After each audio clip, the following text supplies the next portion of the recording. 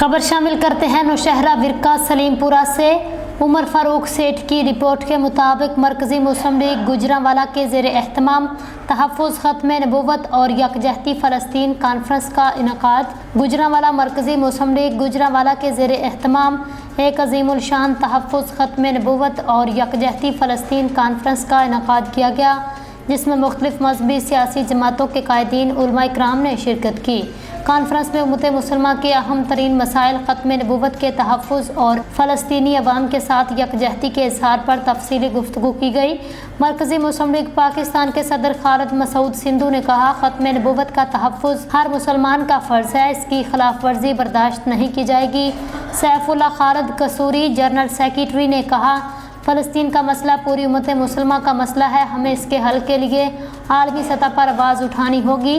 طلحہ سعید نائب صدر مرکزی مسلم لیگ نے کہا، ختم نبوت کے معاملے پر کوئی سمجھوتا نہیں کیا جا سکتا اور ہمیں ہمیشہ اس عقیدے کے تحفظ کے لیے تیار رہنا چاہیے۔ حشام الہی ظہیر نے کہا، اسرائیل کے مظالم کے خلاف اٹھنا ہر مسلمان کی دینی اور اخلاقی ذمہ داری ہے، ہمیں عملی اقدامات کرنے ہوں گے۔ سید ضیاء اللہ شاہ بخاری نے کہا، ختم نبوت کا دفاع ہر مسلمان کے ایمان کا حصہ ہے، مرکزی مسلم لیگ اس مسئلے پر ہمیشہ متحد رہے گی۔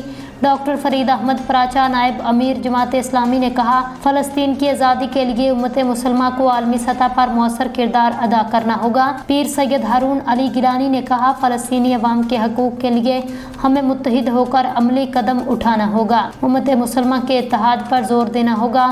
چودھری حمید الحسن گجر نے کہا، ختم نبوت اور فلسطین کے مسائل پر کوئی سمجھوتا نہیں کیا جا سکتا، ہمیں عملی طور پر ان مسائل کے حل کی طرف بڑھنا ہوگا۔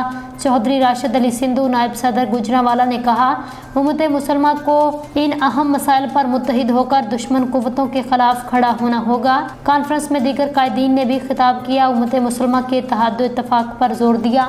مقررین نے اس بات پر اتفاق کیا، ختم نبوت اور فلسطین کے مسئلے پر کوئی سمجھوتا نہیں کیا جا سکتا، ان مسائل کے حل کے لیے پوری امت کو متحد ہو کر عملی اقدامات اٹھانے ہوں گے۔ کانفرنس کے اختتام پر فلسطینی عوام کے لیے خصوصی دعائیں کی گئی، امت مسلمہ کے اتحاد و اتفاق کے لیے دعا کی گئی۔